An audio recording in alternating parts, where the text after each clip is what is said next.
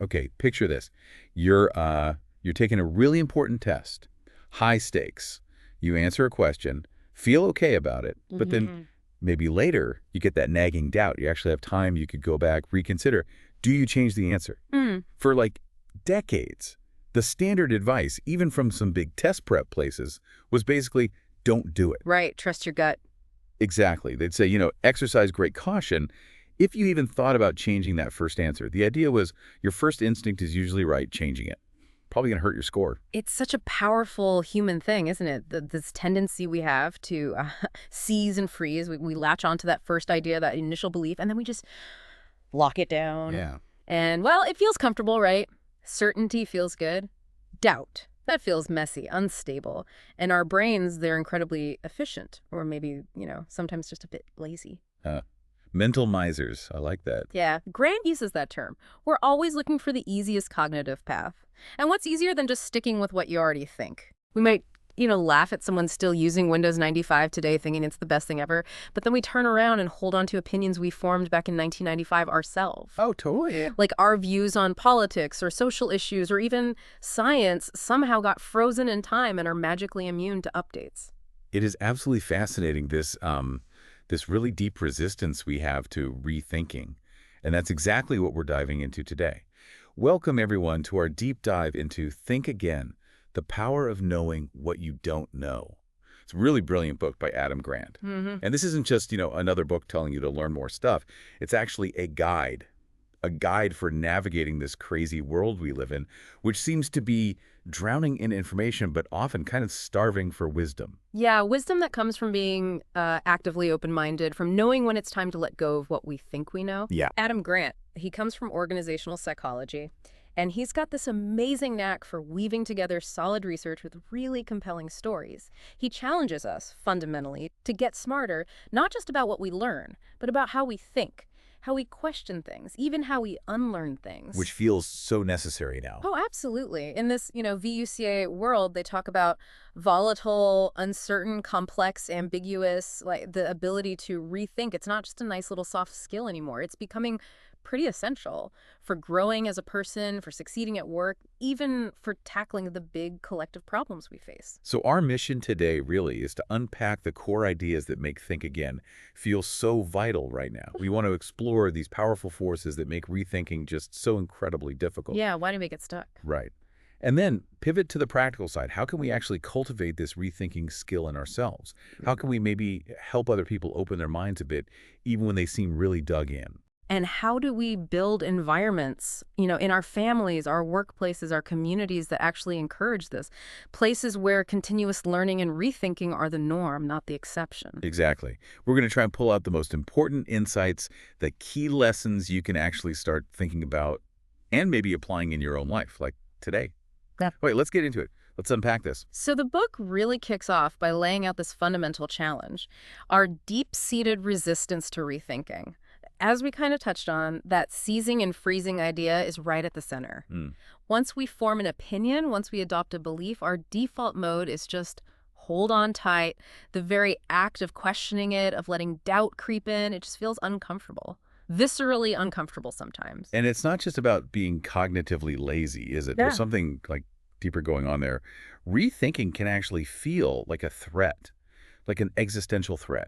Well, if a belief is really tangled up with your identity, how you see yourself, your core values, the groups you belong to, then questioning that belief, it can feel like you're questioning who you are. Ah, right. Like if you strongly identify as, say, liberal or conservative or as a specific type of professional or even just as Right. someone who's always got it right on a certain topic. Yeah. Admitting you might be wrong about one of those core things can feel like you're losing a piece of yourself. It shakes your foundation, makes the world feel less predictable. It's, comfortable having strong convictions. They give you solid ground. But that comfort can make those same beliefs really brittle when they bump up against evidence that doesn't fit. Totally. That feeling of threat, that real discomfort with doubt, it's a huge psychological barrier. It's funny, we update our phones every year, maybe train the car every few years, get new clothes. Mhm. But our deepest beliefs, our, mental models, our opinions on big things like diet or politics or how to raise kids, those often just sit there untouched for decades. Like they're carved in stone, somehow exempt from all the change happening everywhere else. That test-taking thing is such a perfect, like, everyday example of this.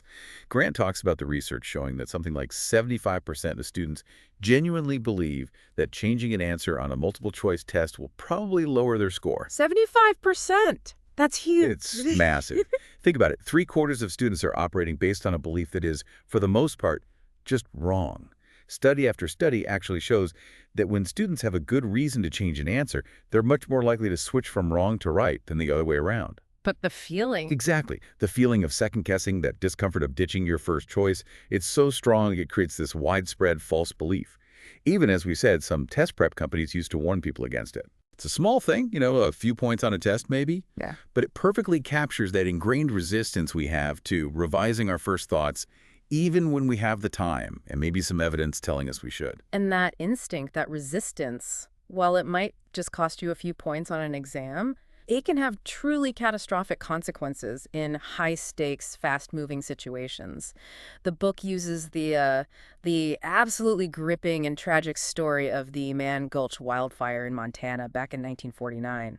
It illustrates this point with just horrifying clarity. Oh, that story is just chill. And you got this elite team, right? Smoke jumpers.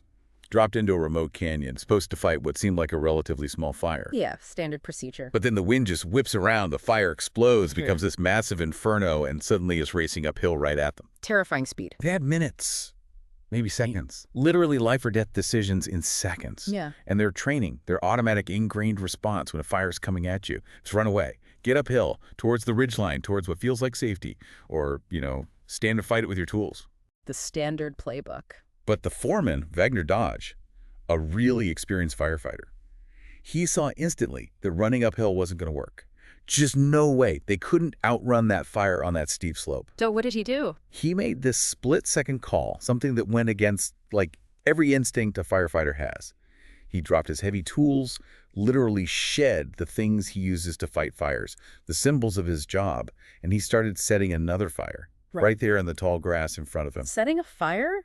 Towards the main fire? That sounds insane. It sounds insane, but it was brilliant. It was the escape fire. He knew the main fire would hit the area he was burning, burn up all the fuel there, and leave behind this patch of already burnt ground. Ah, safe zone? Exactly. He could step into that burnt-out area, and the wildfire couldn't cross because there was nothing left for it to burn. It was just radical, instantaneous rethinking, a complete abandonment of this standard procedure. And the rest of the team? Tragically, they couldn't follow. Their training, their panic, it just screamed, "Run away from the fire!" They kept running uphill, carrying their heavy gear, trying to beat the flames. 12 of them died on that hillside. Oh my God. Wagner Dodge survived. He stepped into the ashes of the fire he created. It's such a powerful, just visceral example of how those automatic, well-practiced responses, the things that work perfectly in familiar situations, can become completely maladaptive, even deadly, when things suddenly change, when you face a crisis that's outside the norm. Man Gulch wasn't the norm that day. And the book points out this wasn't just a one-off freak event. Between 1990 and 1995 alone, something like 23 wildland firefighters died in really similar situations, trying to outrun fires uphill, sometimes still clinging to their heavy tools instead of dropping them, just trapped by that same runaway instinct. And Grant pushes it even further, right? He suggests the bigger tragedy at Man Gulch might not just have been the failure to rethink in that critical moment, but maybe a failure to rethink the whole situation earlier. Like, should they even have been fighting that fire in the first place, under those conditions? Exactly. Was the initial strategy flawed? It highlights how a failure to rethink before the crisis can set you up for disaster later on. Which really brings it back to you listening right now. We might not face literal wildfires racing towards us, hopefully not, but we all face those moments of intense pressure or situations changing really fast, or times when our default response, the thing that's worked 100 times before, might actually be the completely wrong thing to do now. Yeah, how do you even spot that? How do you know when your trusted instinct is about to lead you astray? And how do you build that mental muscle to pause, question, and rethink quickly, even when your gut is screaming at you to just do the comfortable automatic thing? That ability to override instinct with deliberate rethinking that seems like a core skill this book is really urging us to develop. Definitely. And moving on from just resistance, the book dives into another huge barrier to rethinking: overconfidence. Mark Twain had that great line, it's not what you don't know that gets you in trouble, it's what you know for sure that just ain't so. Ah, classic. But Charles Darwin might have actually nailed it even better. Ignorance more frequently begets confidence than does knowledge. Ooh, that's potent. And that leads us straight into the famous, though sometimes misunderstood, Dunning-Kruger effect. Ah, yes, Dunning-Kruger, where people who lack knowledge or skill in something tend to massively overestimate how good they actually are at it. Right. The image often used is standing proudly atop Mount Stupid. Mount Stupid, I love it. It's a great visual. So when you're a complete novice, zero skill, zero knowledge, your confidence is usually pretty low, matching your actual ability. You don't know anything. Makes sense. But as you start to learn just a little bit enough to be, say, an amateur, your confidence often shoots up way faster than your actual competence. You quickly climb to the peak of Mount Stupid because you've learned just enough to feel pretty sure of yourself. But you haven't learned enough yet to grasp the sheer vastness of everything you still don't know. True experts, ironically, often tend to slightly underestimate their skills compared to others. Why? Because they have a much better sense of the complexity and the remaining unknowns in their field. They know how much there still is to learn. The book gives some really striking, almost like unsettling examples of this extreme overconfidence, this blindness to one's own blindness, as Grant calls it. Yeah, there are these historical medical cases he mentions, people who actually went blind but were completely unaware of it. Some even vehemently denied it. Seriously? Yeah, one man apparently insisted he was just stuck in a dark, humid hole.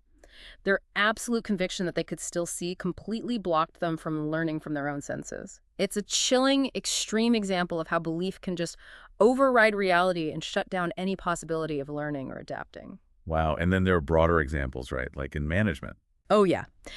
The book details this huge study. They compared managers' own ratings of their job performance against, actual objective metrics and employee ratings across thousands of companies in many different countries. And what did they find? The pattern was crystal clear across every single culture they studied. Overconfidence and self-assessment was everywhere, pervasive, and here's the kicker. Where was this overconfidence the absolute worst? Let me guess. Where the managers were actually the worst. Bingo. In the companies and cultures where management was objectively the poorest, the managers were the most convinced of their own brilliance. Grant even includes a chart in the book. It makes it so clear. If self-ratings matched reality, the dots would be on a straight line.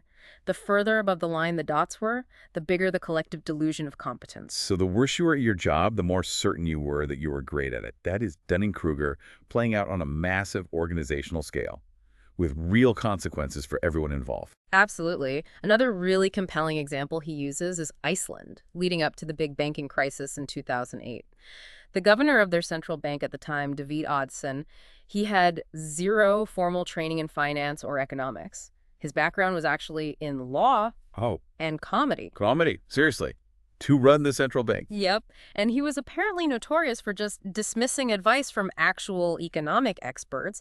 He even disbanded the country's National Economic Institute, which provided independent analysis. Oh, boy. His sheer overconfidence in his own judgment, despite having no relevant expertise, is seen as a major factor contributing to that catastrophic financial collapse.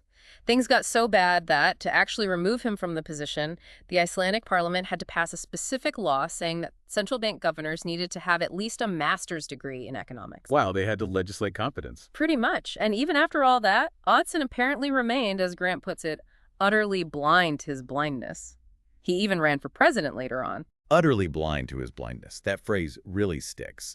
It shows how severe overconfidence can just completely short-circuit the ability to self-correct, to learn from mistakes. We see it in the business world too, right? Like the spectacular fall of BlackBerry. Mike Lazaridis, the co-founder, co-CEO, he was a brilliant engineer, a genuine science prodigy.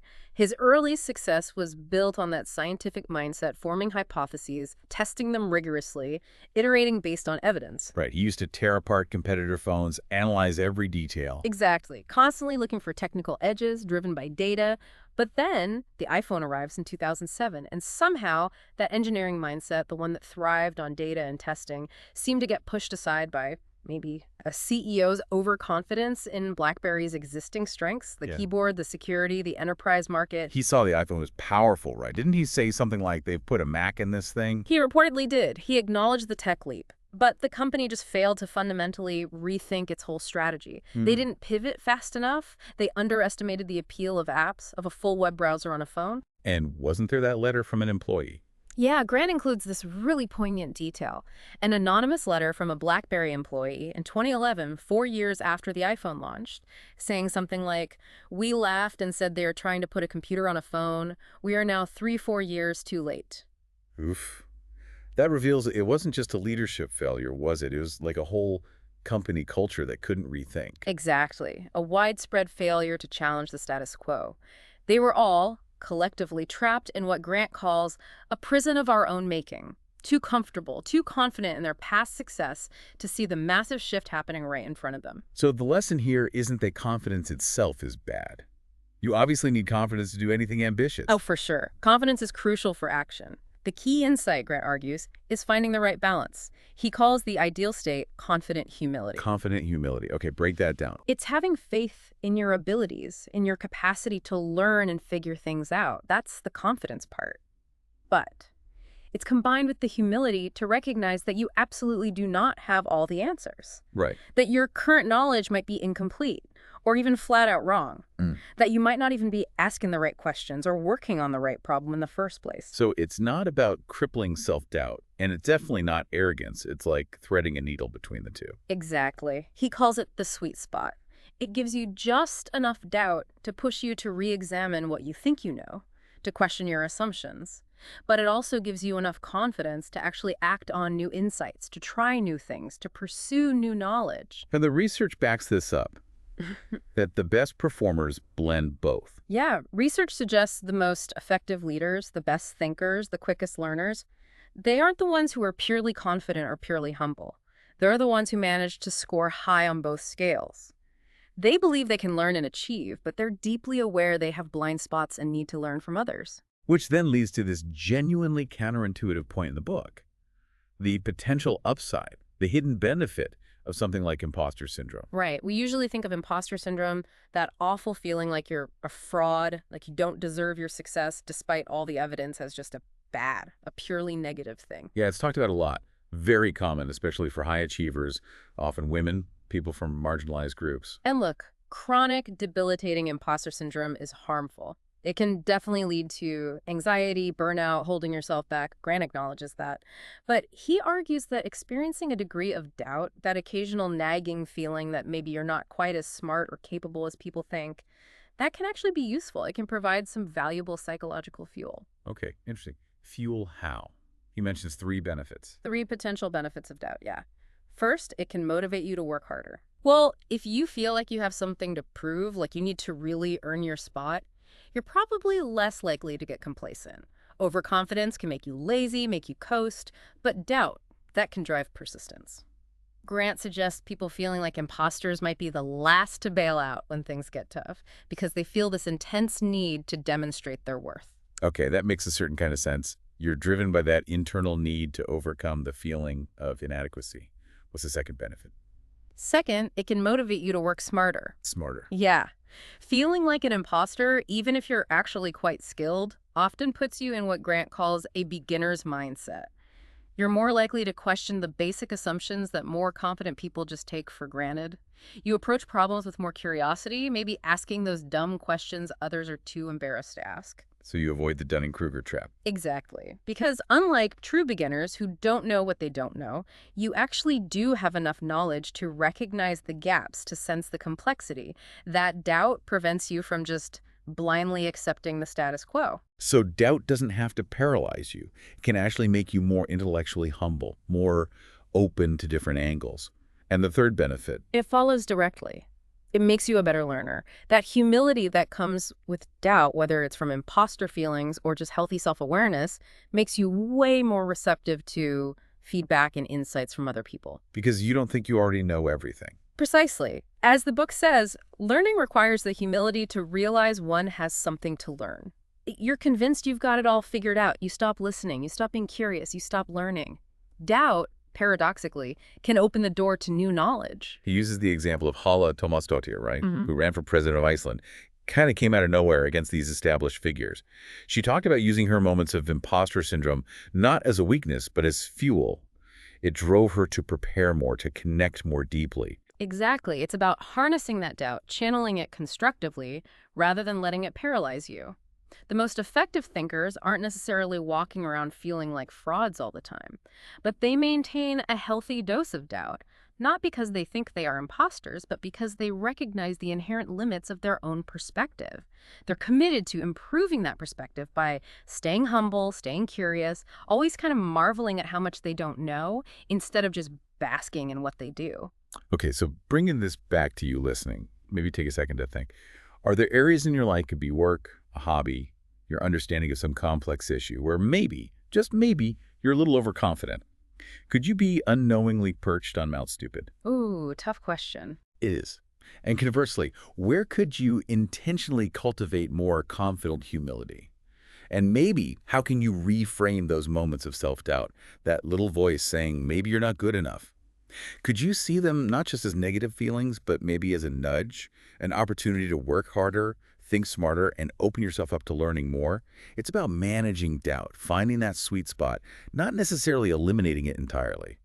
So we've talked about rethinking our own minds. Now the book shifts focus to how we can help other people rethink theirs. And this involves a pretty fundamental shift in how we usually approach disagreements or debates. Yeah, instead of seeing it as like a war to be won. Right, or even a tug of war where you just try to pull the other person over to your side. Grant suggests we should think about it more like a dance. A dance. I really like that metaphor. Because a dance isn't about overpowering your partner. It's about responding, adapting, finding a rhythm together. It's collaborative, even if you're leading or following at different times. Exactly. It's about movement and connection, not combat. There's a great quote in there from Tim Kreider. Exhausting someone in argument is not the same as convincing him. So true. Just hammering away with your points, preaching, prosecuting. Hmm. You might wear the other person down, sure. But does it actually change their mind? Probably not. More likely, it just makes them dig their heels in even deeper. It triggers what psychologists call the righting reflex, that almost automatic human impulse to push back when someone tells you you're wrong or tries to fix your thinking. We hate being told what to do or think. We really do. The book draws some fascinating lessons here from research on highly skilled negotiators. There was this classic study comparing average negotiators with, the real experts, the top performers, and the differences in how they approach things were really revealing. Okay, so what did the expert negotiators do differently? Well, a few key things really stood out. First, when they were planning and preparing for the negotiation, the experts spent way more time thinking about and mapping out potential areas of agreement or common ground. Really, not just prepping their arguments. Not primarily. Over a third of their planning comments were focused on finding common ground. Average negotiators. They mostly focused on preparing their own arguments, their attacks, their defenses. The experts weren't just gearing up for battle. They were actively looking for bridges, for points of connection, before the conversation even started. That's interesting, finding shared values or goals first. Exactly. And then, during the negotiation itself, the expert negotiators were much more willing to actually step back and explicitly agree with points the other side made. Agree in a negotiation. That seems counterintuitive. It does. But think about it. Agreeing with someone, even on small points, is incredibly disarming. It sends a signal, I'm listening, I see where you're coming from, this isn't just a fight. It shows you can see some validity in their perspective, even if you don't agree overall. Okay, yeah. That takes a certain amount of intellectual humility, right? To step away from needing to be 100% right all the time and just acknowledge their point. Absolutely. And maybe the biggest difference they found. Highly skilled negotiators asked way more questions. Their question-to-statement ratio was significantly higher. At least one out of every 5 things they said ended with a question mark. Wow. They asked lots of open-ended questions. They showed genuine curiosity. They weren't just asking questions to trap the other person. They were trying to truly understand the other side's perspective, their underlying interests, not just their opening position. They kind of led by letting their partner step forward, guiding the conversation through inquiry, not just assertion. It's like they were adopting a scientist mindset within the negotiation itself. Asking questions, gathering data, testing hypotheses about what the other person really cared about. Precisely. And that intellectual humility, that curiosity, it allowed them to uncover way more information. Hmm. And that often led to much better outcomes, finding creative win-win solutions instead of just splitting the difference or having one side feel like they lost. And this whole approach, asking questions, listening, showing humility, leads right into this really powerful technique the book highlights for helping others rethink. It's called motivational interviewing. Yeah, motivational interviewing. It originally comes from the world of therapy and counseling, often used to help people with addiction or health behavior changes.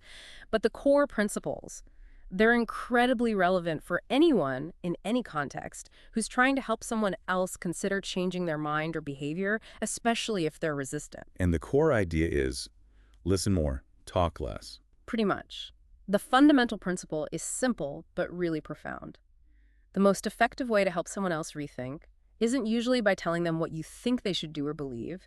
It's by guiding them through careful listening and questioning to discover their own reasons for potentially considering a different perspective or making a change. So it directly fights against that writing reflex we talked about. Yeah. That urge we had to jump in and correct people, give advice, tell them the right way. Exactly. The writing reflex feels natural, but man, is it often counterproductive. When you try to fix someone's thinking for them, you usually just trigger their defenses. They shut down or push back. Motivational interviewing does the opposite. It aims to support their autonomy, their sense of control, and to evoke their own internal motivations for change. You're not trying to implant your ideas into their head. You're trying to help them explore the ideas already in their head and maybe see new possibilities from within. Precisely. It's about drawing out, not pouring in. So what does that actually look like? What are the techniques? Well, key things include asking genuinely open-ended questions, questions that invite reflection, that can't just be answered with yes or no. Things like, can you tell me more about how you came to that view? Or what concerns you most about? Or, hypothetically, if you were to consider making a change, what might some of the upsides or downsides be for you? So getting them talking, exploring their own thoughts. Yes. And then you listen, like really listen. And crucially, you reflect back what you're hearing. Not just parroting, but summarizing their meaning and feeling to show you understand and also to let them hear their own thoughts mirrored back. So it sounds like you're feeling frustrated because or if I'm understanding you right, your main concern is X. That sounds respectful. It is. You also acknowledge the complexity of the issue. You validate that it's okay to have mixed feelings or doubts. And maybe most importantly, you constantly reinforce their autonomy. You make it crystal clear that the choice is ultimately theirs. You're the expert on your own life, or whatever you decide, it's completely up to you. That is such a different approach from how we normally argue, isn't it? Where we preach our side, prosecute their flaws, maybe use pressure or commands. It's night and day. And it takes patience. It takes genuine curiosity. The book gives this really powerful example of a father, Arnaud, talking to his partner, Marie-Hélène, about vaccinating their young child, Toby. She was initially strongly against it. Okay, that's a tough conversation. For sure. But instead of arguing, showing her studies, or pressuring her, Arnaud basically just accepted her initial decision in that moment. Then he spent over an hour just asking her questions, gently exploring her concerns, understanding her thought process. He just listened, acknowledged her worries, said he trusted her judgment. And what happened? That non-confrontational, question-based approach created a space where she felt safe to really explore her own views, her own fears, her own reasoning without feeling attacked. It ultimately led to a much more open conversation and eventually a different decision than any amount of pressure or argument ever could have. It makes me think of that story about Daryl Davis, too, the black musician who has incredibly convinced dozens of KKK members to leave the Klan. Yeah, amazing story. He doesn't go in yelling or throwing facts at them. He just engages them with genuine curiosity. Asks simple, powerful questions like, how could you hate me when you don't even know me? His willingness just to listen, to try and understand even someone whose beliefs are totally abhorrent to him, that's what seems to spark the rethinking in them. That ability, that willingness to make someone feel truly heard and respected, even when you fundamentally disagree. Grant calls it inverse charisma. Inverse charisma. Yeah, it's the magnetic quality not of a great talker, but of a great listener. It draws people in, makes them feel safe, makes them open up. It sounds like a superpower, and probably a rare one. Sadly, yes. Grant cites that data about managers, how terrible they often are at listening, even though they think they're great. 94% of the managers rated as the worst listeners by their teams actually rated themselves as good or very good. Ouch. And that other stat about doctors interrupting patients within, 11 seconds on average? We're just so wired to talk, to tell, to fix. Truly listening, asking open questions, it goes against the grain for many of us. Wow, 11 seconds. You can barely get a sentence out. Clearly, learning to override that writing reflex and really practice persuasive listening, that's a major skill to develop. It's a huge challenge. But the potential payoff, if you genuinely want to help others open their minds, is immense. So, for you listening, how's your question-to-statement ratio in important conversations? Especially the tricky ones. Where do you feel that writing reflex kick in, that urge to jump in, correct, offer your solution, and maybe think about someone in your life you disagree with strongly? Could you try practicing persuasive listening with them? Just focus on understanding their perspective, asking questions, helping them explore their own reasons, without trying to force your view. What might happen? Building right on that idea of productive disagreement, the book makes a really compelling case for actively embracing what it calls constructive conflict, and also for deliberately building what Adam Grant names a challenge network. Constructive conflict. Yeah. Okay, that still sounds a bit like an oxymoron to me, like Yeah. friendly fire. We're usually taught conflict, bad, avoid it. Disagreement feels like hostility. Right. But the book argues pretty strongly that avoiding conflict isn't always the same as harmony. Sometimes a total lack of conflict just means people are apathetic. They don't care enough to speak up. Or worse, they don't feel safe enough to speak up. The crucial thing is to distinguish between different types of conflict.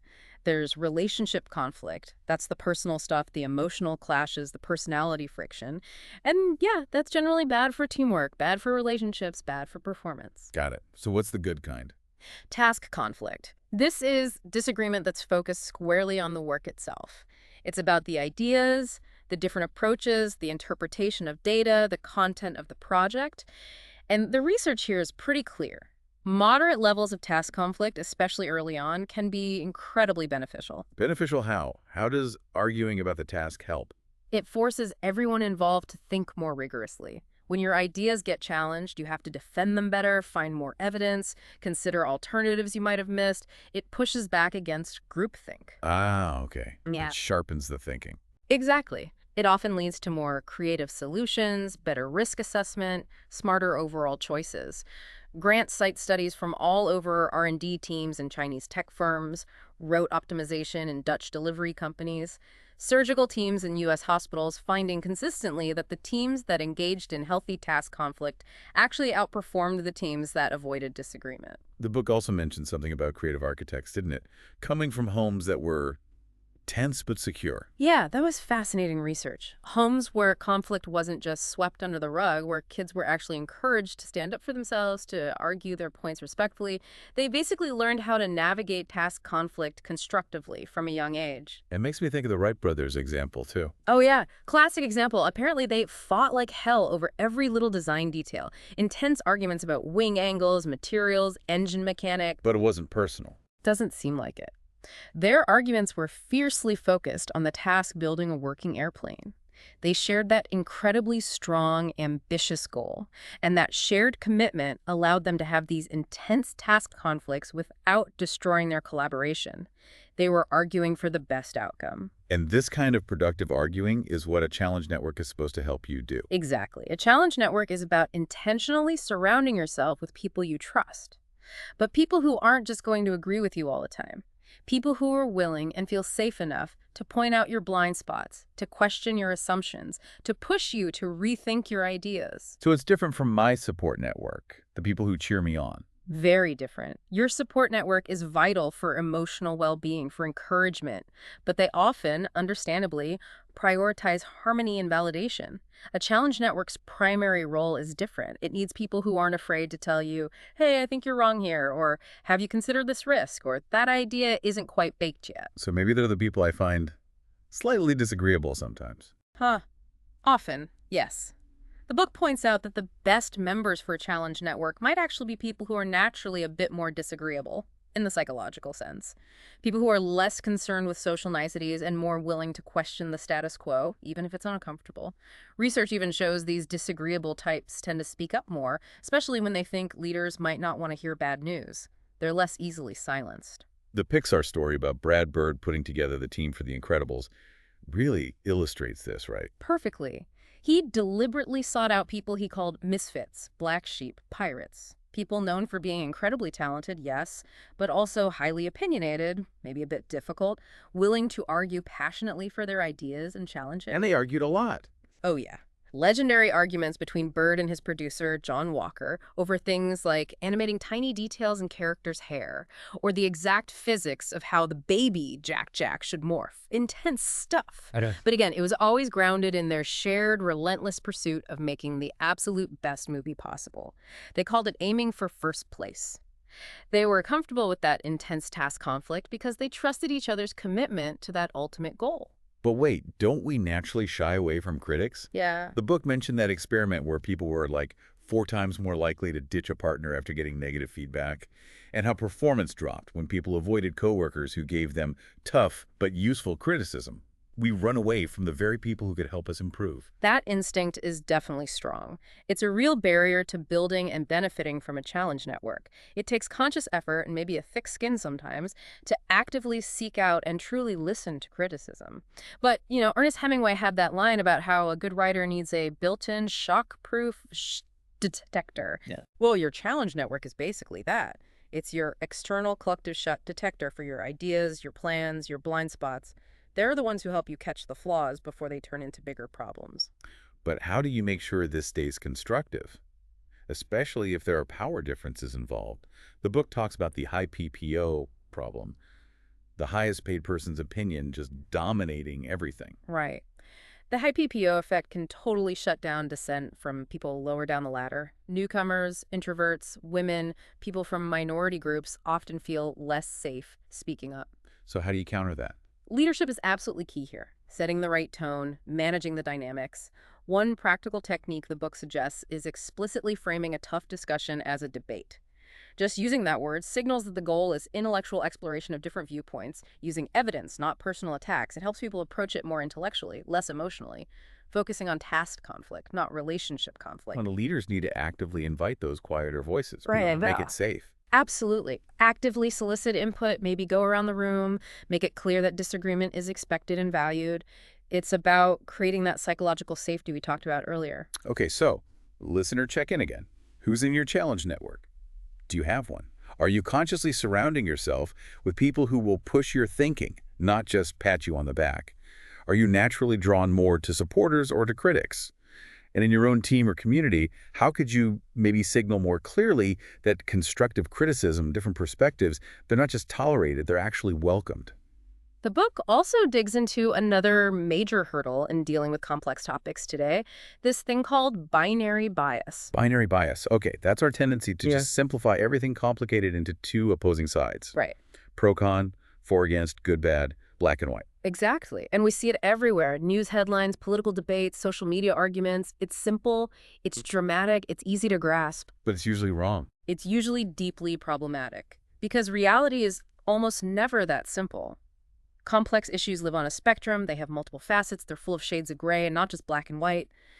Binary thinking completely hides all that nuance. It stops us from understanding the variety of perspectives that exist within a supposed side, and it makes finding common ground or developing creative, non-obvious solutions incredibly difficult, maybe impossible sometimes. The book uses Al Gore's communication on climate change as an example here, right?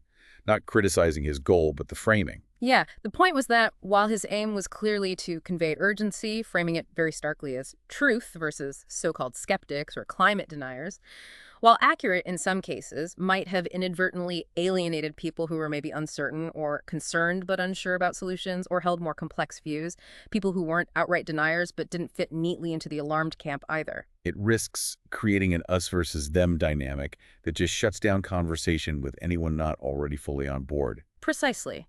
The book points out research showing that on an issue like climate change, there aren't just 2 camps. There are multiple distinct segments, maybe 6 or more, ranging from people who are highly alarmed to those who are concerned but less urgent, maybe cautious, disengaged, doubtful, all the way to dismissive. Lumping everyone who isn't alarmed into the denier category is just inaccurate and unhelpful for dialogue. And it's important to distinguish, too, between genuine skeptics and deniers, isn't it? Absolutely crucial. A skeptic, in the true scientific sense, questions things, demands evidence, is willing to update their views when new data comes in. That's healthy. A denier, on the other hand, tends to reject ideas out of hand, often for ideological reasons, ignores or twists facts that don't fit their narrative, and gets stuck in that preacher or prosecutor mode we talked about. Both might express doubt, but their fundamental relationship with evidence and learning is completely different. Okay, so if binary thinking is the trap, how do we communicate complex stuff better? How do we avoid oversimplifying? The key, Grant argues, is to actively embrace and explicitly communicate nuance, caveats, and contingencies. Okay, nuance, caveats, contingencies. Break those down. Nuance is just acknowledging the shades of gray, recognizing that very few things are all good or all bad, 100% effective, or totally useless.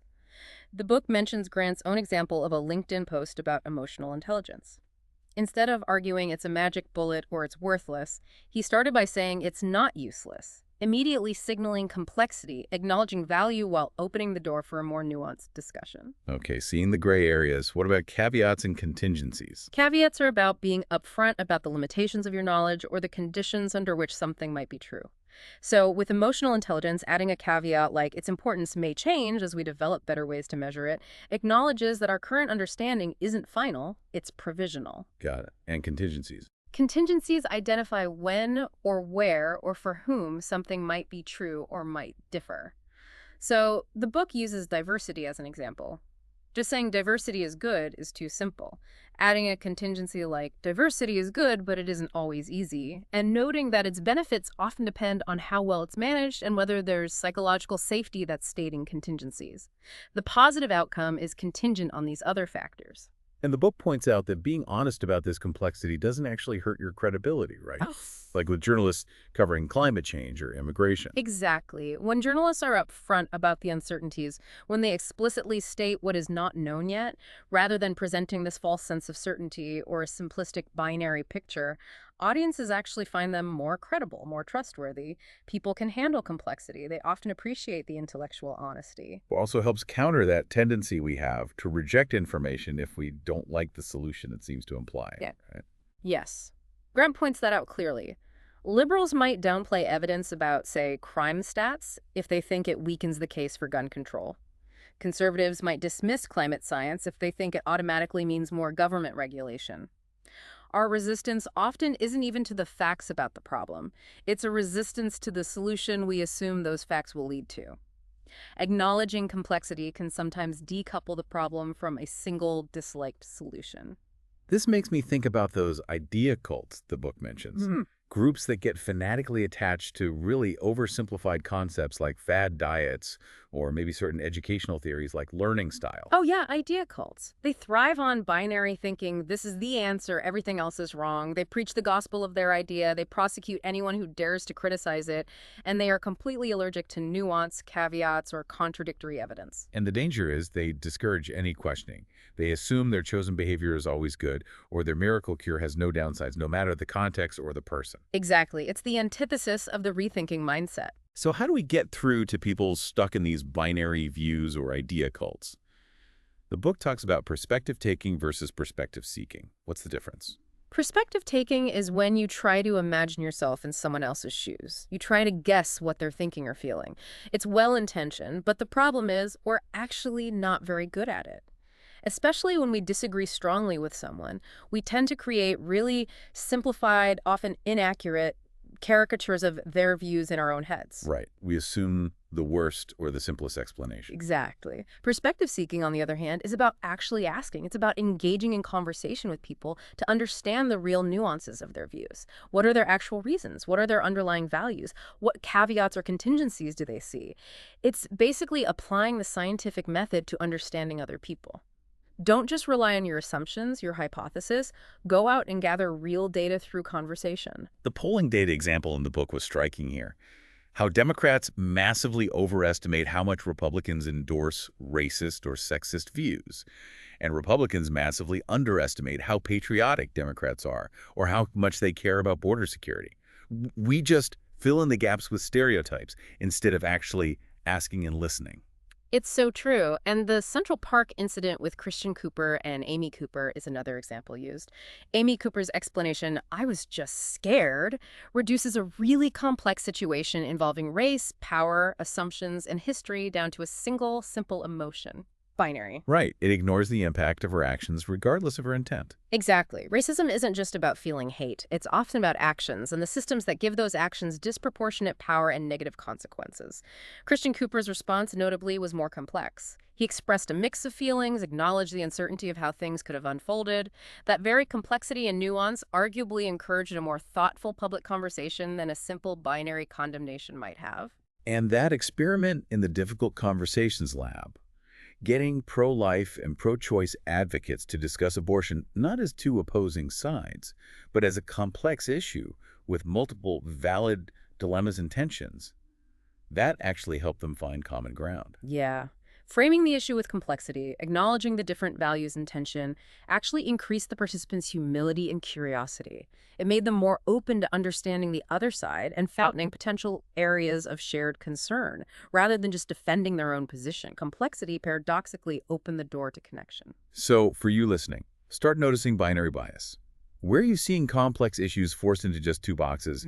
In the news, in your own conversations? How can you actively try to introduce nuance, caveats, contingencies when you talk about difficult topics? And maybe most importantly, where can you shift from just imagining what someone else thinks, perspective taking, to actually asking them and listening to understand their real perspective seeking? Now, let's take this rethinking capability and apply it really close to home to our own identities, our careers, our big life plans.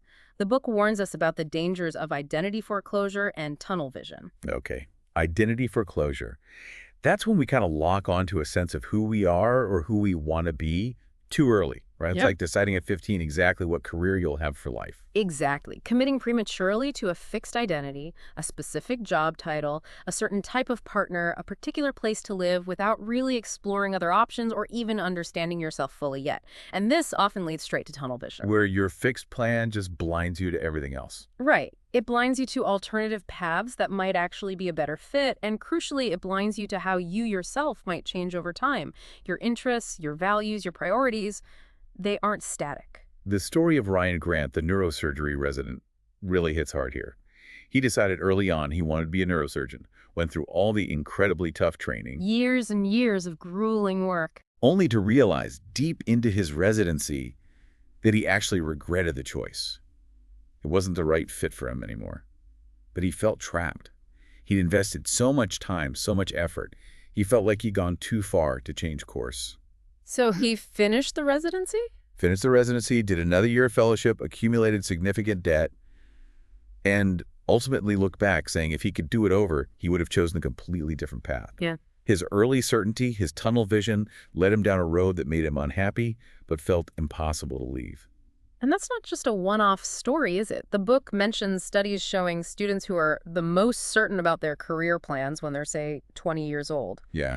are significantly more likely to have deep regrets about their career choice by the time they're 30. Wow. So being too sure too early can actually backfire spectacularly. It really can. They closed off possibilities before they really knew themselves or the world. Okay, so how do we avoid getting trapped like that? How do we fight identity foreclosure and tunnel vision? Well, one really powerful mental shift the book suggests is about how we think about our work. Instead of seeing careers primarily as fixed identities, I am a lawyer, I am a teacher, I am a scientist. Which sounds very permanent. Right. Instead, try thinking of them more as sets of actions. I do legal work, I do teaching, I do science. How does that help? When you frame your work as something you do rather than something you are, it feels inherently more flexible, more like a verb than a noun.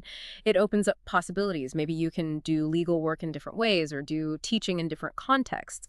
It makes you more open to exploring related activities, maybe pivoting slightly, or even changing what you do more significantly as your interests and skills evolve. That's actually a really interesting reframe. It feels less like a life sentence and more like activities you choose to engage in. Exactly. Grant mentions a study with young kids, second and third graders. They got more excited about potentially pursuing science when it was presented as doing science versus being scientists. Being felt like this fixed, maybe intimidating identity they weren't sure they fit. Doing felt like an interesting activity they could try out. That's subtle but powerful. Yeah. It makes the path feel less like a single, narrow track you're stuck on. Absolutely. And connected to that is the idea of maybe ditching the rigid, super detailed 10-year plan. Oh, but career coaches love the 10-year plan. Huh, maybe. But Grant suggests maybe embracing planning just one step ahead. Why? Because, as we said, we change, our interests shift. Things that bore us today might fascinate us tomorrow. Passions aren't usually these fully formed things we just discover under a rock. They're often developed through trying things, engaging with the world, seeing what clicks, what challenges us, what gives us energy. So shorter-term planning keeps you more agile, more open to rethinking your direction as you learn more. Precisely. It's like the great analogy from the novelist E.L. Doctorow that Grant includes. Planning your life is like driving at night in dense fog. You can only see as far as your headlights illuminate right in front of you, but you can make the entire journey that way, constantly adjusting your steering based on the little patch of road that becomes visible moment by moment. I love that. You don't need to see the final destination clearly from the start. Just the next viable step. We also often think that the key to happiness or changing our lives lies in changing our external circumstances, right? Move to a new city, get a different job, find a new partner. The geographic cure or the new job cure, it's a common instinct, but the book points to research suggesting that actively chasing happiness often just makes it run away faster. Oh, And crucially, studies indicate that our long-term well-being, our sense of meaning and fulfillment, often depends less on where we are or our external situation and more on what we actually do day to day. Our actions, our interactions, our contributions. so it's less about changing the scenery and more about changing the script of our daily lives. In many cases, yes. Meaning, which often comes from feeling like you're contributing to something bigger than yourself or feeling connected to others, that tends to be a much more sustainable and nourishing source of well-being than just chasing fleeting moments of joy or pleasure. The example of the college student who was unhappy but decided not to transfer really stuck with me. Yeah, that was powerful. Instead of changing her environment, leaving the university, she rethought how she was acting within that environment.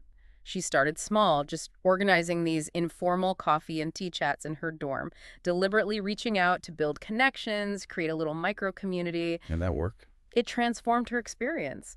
By changing her actions, focusing on creating connection and contribution, she found meaning and happiness right where she was.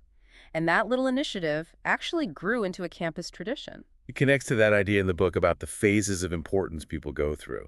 Yes.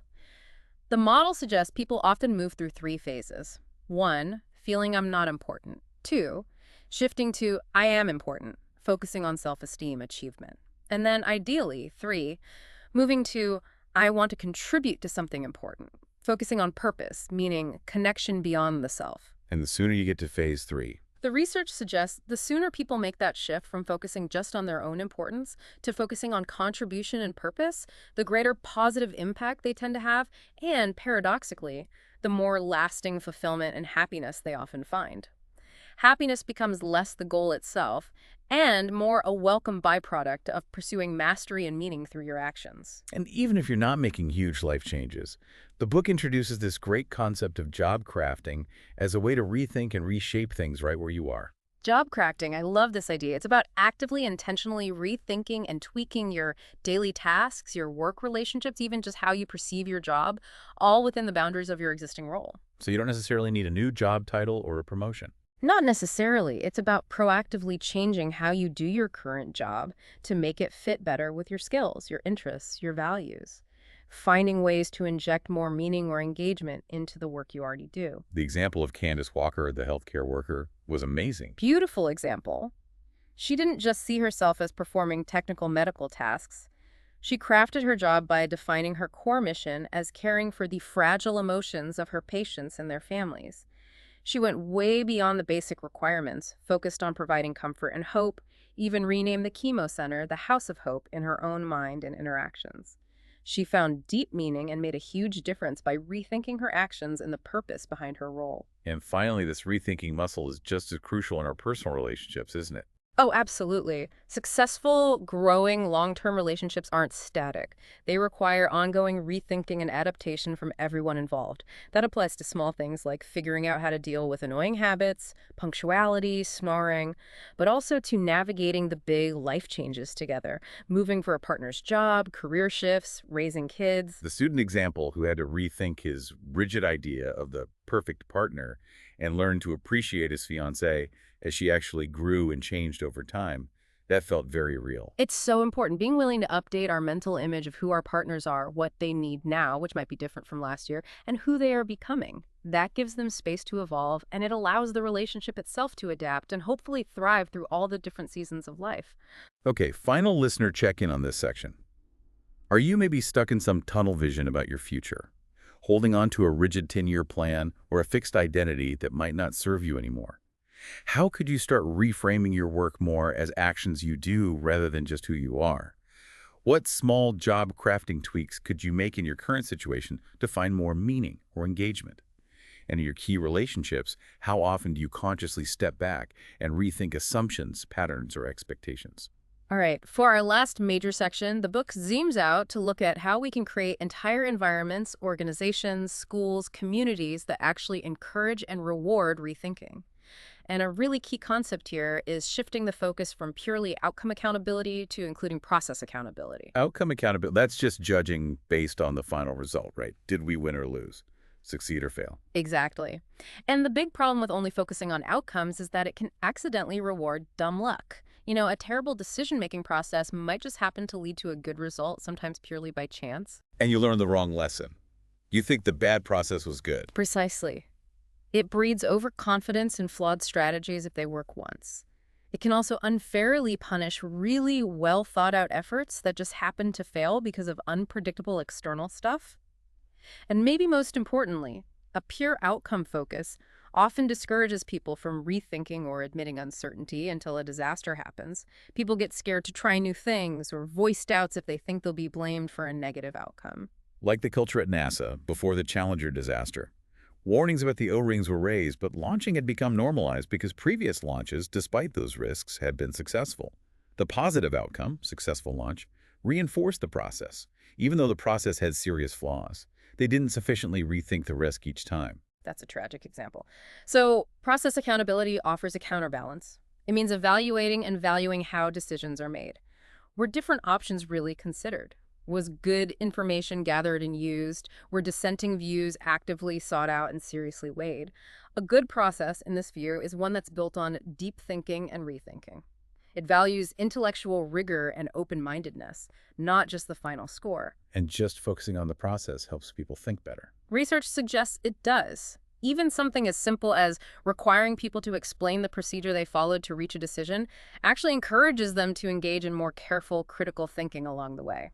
Okay, so focusing on process, valuing how decisions are made, that links directly to the crucial idea of psychological safety, doesn't it? Absolutely fundamental. Psychological safety, that term really pioneered by Amy Edmondson. It's the shared belief within a team or group that it's safe to take interpersonal risks. It means you feel you can speak up with questions, ideas, concerns, even admit mistakes, without fearing you'll be embarrassed, shut down, punished, or seen as incompetent or negative. And without it, people just clam up. They totally clam up.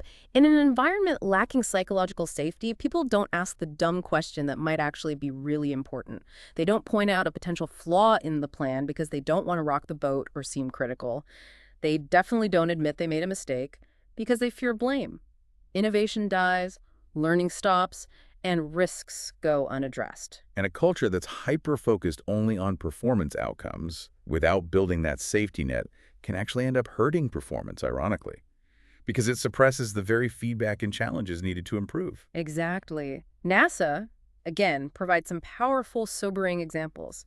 The analysis of the O-ring risk before Challenger was called catastrophically shallow, partly because dissenting engineering voices weren't adequately heard or elevated in the decision process.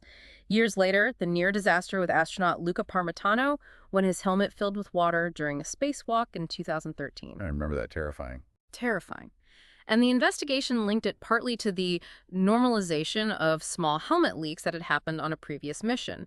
People assumed it was just a minor issue, maybe a drink bag leak, without digging deeper. There was a failure to sufficiently question the anomaly, perhaps because minor issues had become routine, and maybe because raising alarms wasn't fully encouraged if things seemed normal-ish. The book quotes the investigation saying the biggest error wasn't technical, it was human, a failure in the team's collective rethinking and communication process. So how did NASA try to fix this? The book mentions Ellen Ochoa. Yeah, Ellen Ochoa, who later became a leader at NASA, including director of the Johnson Space Center, she actively worked to shift the culture. One simple but brilliant thing she did was create a list of specific questions that had to be rigorously answered before every major decision, like a launch. These weren't just technical checks. They were questions designed to force critical thinking, to challenge assumptions, to prevent simply following past procedures just because they'd worked before, which, again, might have just been luck. She shifted the burden of proof. Exactly. Instead of assuming things were safe unless someone could definitively prove danger, her questions required the team to proactively demonstrate safety, to show they had considered the risks thoroughly. It embedded rethinking into the standard operating procedure. And building this kind of safety, it's not a one-time announcement, is it? Oh, absolutely not. Leaders have to model it consistently. Show humility, show curiosity, admit their own mistakes, actively solicit and respond constructively to challenging feedback over and over again.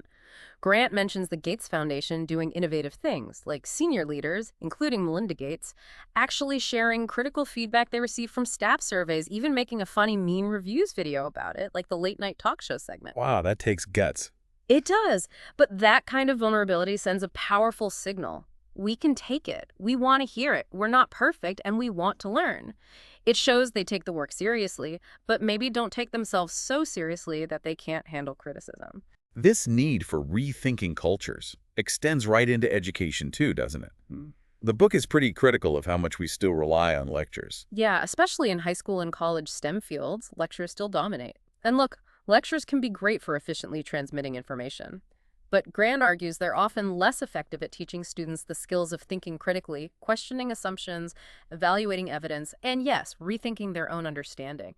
They don't necessarily build lifelong learners who can adapt when the information changes. So what's the alternative? The book highlights a teacher named Ron Berger and his classroom. Yes, Ron Berger's classroom sounds amazing. It's presented as a model for building a culture of rethinking from a very young age. What did he do that was so different? Well, for starters, he actively encouraged students to embrace confusion. He reframed being confused not as a sign you're dumb, but as a signal that you're on the verge of learning something new, a cue for curiosity. There's a great quote from one of his students. "I need time for my confusion." I love that. Giving yourself permission to be confused. Isn't it great? And his classroom basically ran like a little research lab. Students were like young scientists identifying problems, forming hypotheses, designing ways to test their ideas, analyzing results. And crucially, he turned the classroom itself into a challenge network through regular structured critique sessions. Critique sessions for like elementary school kids. That sounds potentially brutal. He explicitly taught them how to give good critique. It had to be specific, it had to be kind, it had to focus on the work, not the person who made it.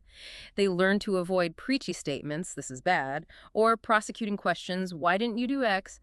Instead, they framed feedback more subjectively, "I wonder if," or as helpful suggestions, "have you thought about trying?"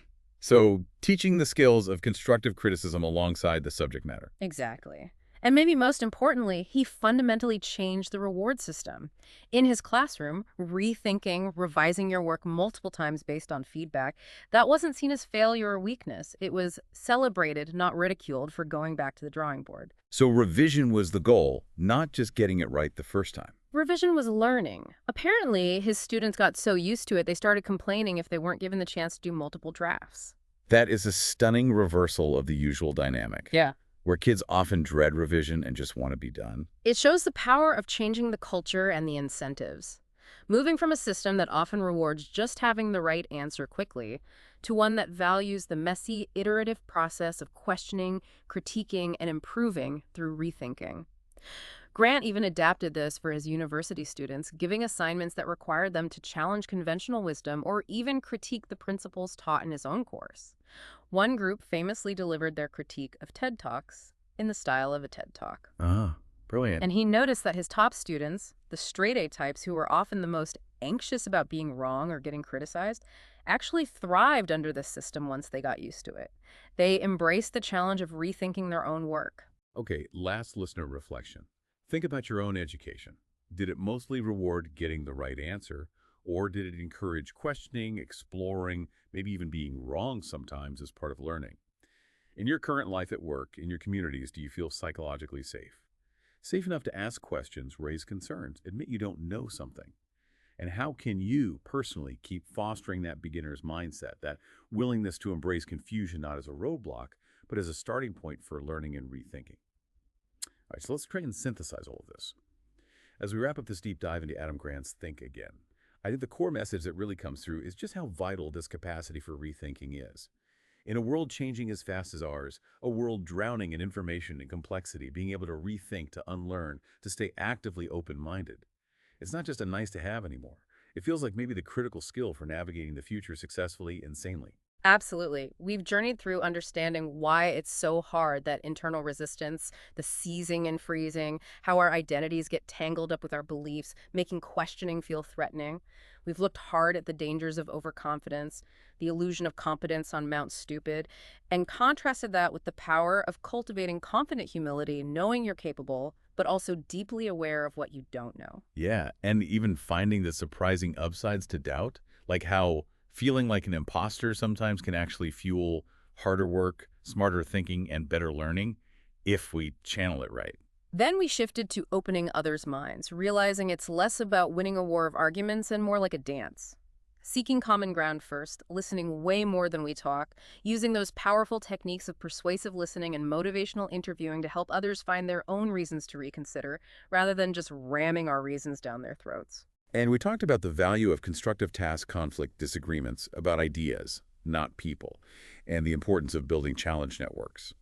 Surrounding ourselves with trusted critics who push our thinking, and creating environments where it's safe for everyone, regardless of status, to voice those challenges. We tackled the trap of binary bias, the need to communicate complexity by embracing nuance, caveats, and contingencies, and the crucial difference between just guessing what others think, perspective taking, and actually asking them, perspective seeking. And finally, we brought it right back to our own lives, rethinking our careers as actions we do rather than fixed identities we are, planning maybe just one step ahead instead of getting locked into rigid long-term plans, finding meaning by rethinking our daily actions, maybe through job crafting, rather than just assuming happiness lies in changing our external circumstances, and applying that same rethinking mindset to let our relationships grow and adapt. And underpinning it all was the idea of creating cultures of rethinking in our workplaces, our schools, our communities by focusing on process accountability alongside outcomes and prioritizing psychological safety so that learning, questioning, and adapting can actually happen. Think Again really feels like more than just a book. It's almost like an operating system upgrade for your mind. It gives you not just the why rethinking is important and why it's hard, but also the how. Practical, evidence-based tools and strategies to actually become a better thinker, a more agile learner, and ultimately just more capable of navigating this complex world we're all in. It's packed with so much more than we could cover. If this conversation sparked your interest, if it made you think, we really strongly encourage you to grab a copy of Think Again by Adam Grant. Dive into the full stories, the detailed research, the exercises he includes. It's a rewarding read. Absolutely. And we want to leave you with one final thought, something that really captures the spirit of the book. Adam Grant mentioned he actually thought about ending the book with a completely blank page. Interesting. Yeah, to symbolize that thinking, rethinking. It never really stops. It's an ongoing process. He decided against the blank page in the end, but the idea itself sticks. So if thinking is this continuous journey, this endless exploration, what's one idea, one assumption, maybe one piece of knowledge you hold that you are going to consciously challenge, reconsider, or actively rethink starting today? A great question to ponder. Thank you for joining us for this deep dive. We really appreciate you tuning in. We hope you'll join us again next time.